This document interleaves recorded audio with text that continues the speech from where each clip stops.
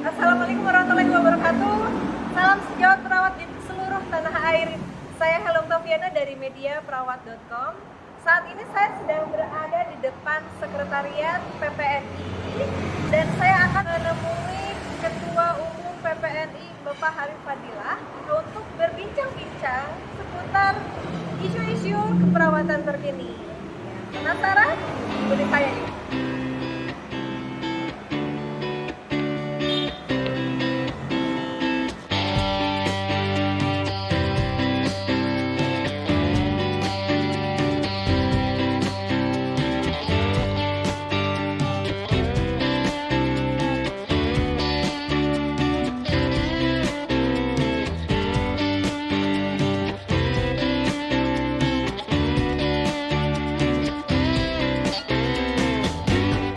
Salam sejawat perawat di seluruh Nusantara.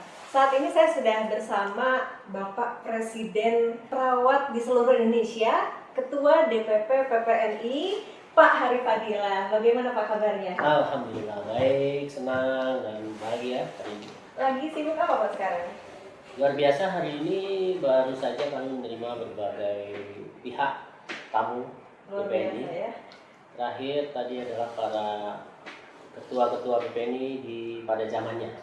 Jadi saya ingin berbincang terkait konsil keperawatan dan juga pelaksanaan undang-undang keperawatan. Ya. Jadi banyak sekali netizen Pak, terutama anggota PPNI yang mungkin bertanya ya, sejauh mana sih perkembangan pelaksanaan dari undang-undang keperawatan, karena sudah dari 2014 kita sudah disahkan ya.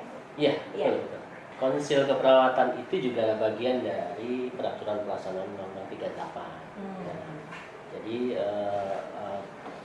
memang PPNI tugasnya kan mengadvokasi dan mendorong, yang membuatkan presiden dan pemerintah. Betul. Nah, jadi ada baiknya juga kita bertanya pada presiden dan pemerintah dari netizen, ya kan? Selain ke PPNI juga mendorong sebagai organisasi, tapi netizen juga bertanya pada presiden dan pemerintah. Ini kan sesuatu yang bagus saya kira untuk bisa bersinergi gitu ya.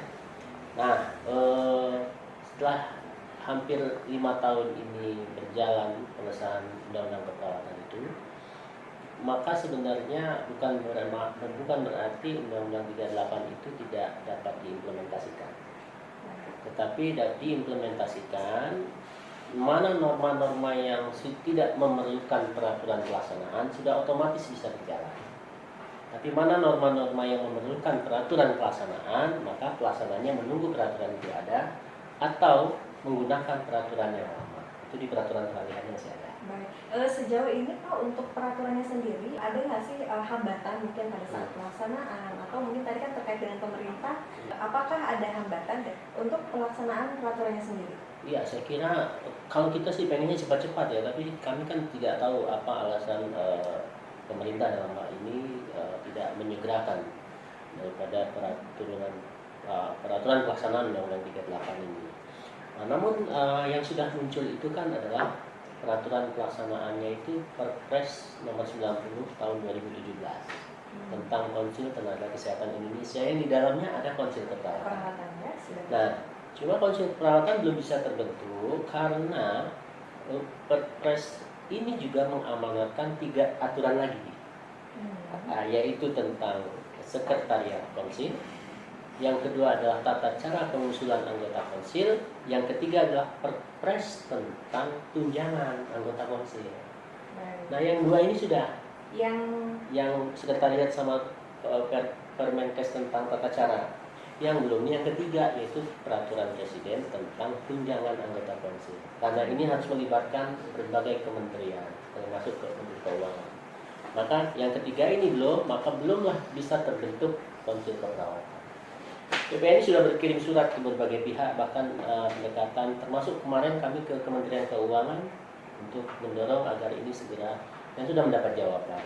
Jawabannya itu segera dilimpahkan kepada Kementerian PAN, RB, dan Kementerian Kesehatan. Nah, itu yang ada. Nah, untuk yang lainnya ada banyak 8 peraturan Menteri Kesehatan, 3 peraturan Menteri Pendidikan, tetapi untuk porsi PPNI sendiri sudah selesai sebelum 2 tahun. Yaitu peraturan organisasi PPNI tentang kolegium. Itu udah selesai ya, udah implemented sekarang. Nah, yang dari Kementerian Kesehatan dan Kementerian Pendidikan, khususnya Kementerian Kesehatan, ini kami sudah mendorong juga ada 5 peraturan Menteri Kesehatan yang dijadikan satu. Ya, ini sudah tahap verbal ini. Kami dorong dari luar karena kita nggak ada orang dalam, kita dorong dari luar. Dan sekarang sudah proses verbal. Proses verbal itulah proses yang ada di kementerian untuk proses penandatanganan. Nah, ini yang sedang kita dorong terus-menerus. Mudah-mudahan saya kira dalam waktu yang tidak terlalu lama, beberapa peraturan menteri ini segera berlangsung. Hambatannya dari mana? Oke. Tadi terkait dengan konsil keperawatan yang berada di dalam Konsil Tenaga Kesehatan Indonesia ya Pak ya. Banyak yang mempertanyakan ya terkait konsil keperawatan mengapa ada di KTKI. Apakah ada mungkin dari Bapak kedepannya mungkin arahnya kita akan menjadi konsil yang lebih independen. Itu bagaimana? Ya, kita pertama harus kita rubah Undang-Undang 38 2014 juga. Karena di Undang-Undang Keperawatan itu justru mengatakan bahwa konsil keperawatan itu adalah bagian dari konsil tenaga kesehatan. Itu pasalnya jelas. Jadi di dalam undang-undang itu sudah disebutkan. Sudah disebutkan. Yang nomor 38. Iya, betul. Makanya given kita seperti itu, nah pertanyaannya mana mau lebih dahulu? Kita terima yang ini dulu atau kita judicial review? Atau kita rubah revisi undang-undangnya? Ini satu analisis analisis keberhasilan mana yang bisa kita capai lebih dahulu.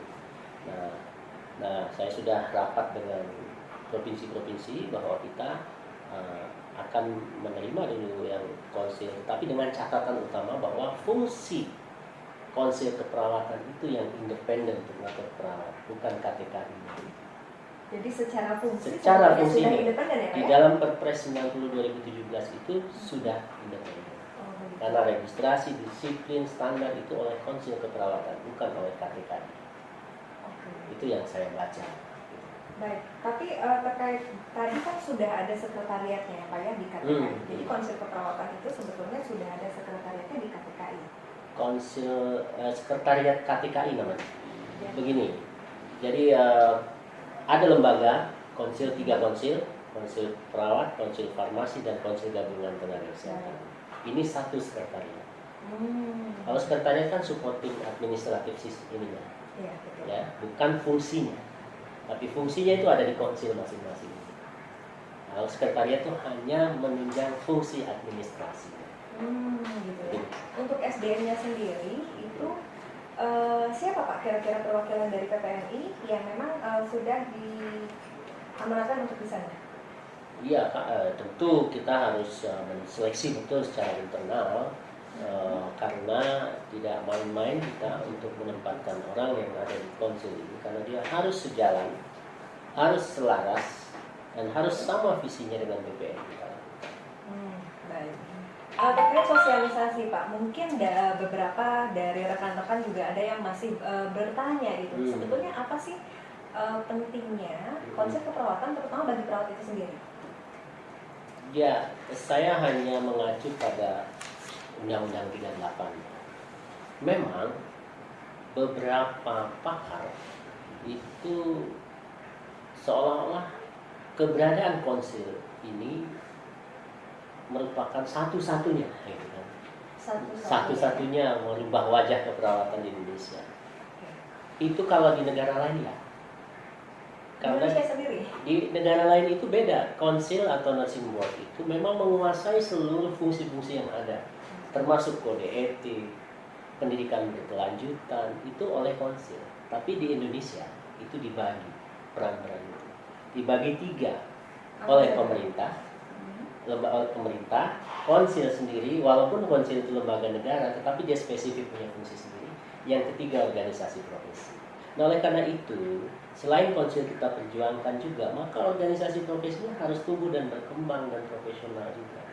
Hari ini saya sebagai ketua PPNI, ya wajar kalau saya memperjuangkan PPNI ini yang harus tumbuh dan berkembang dan profesional.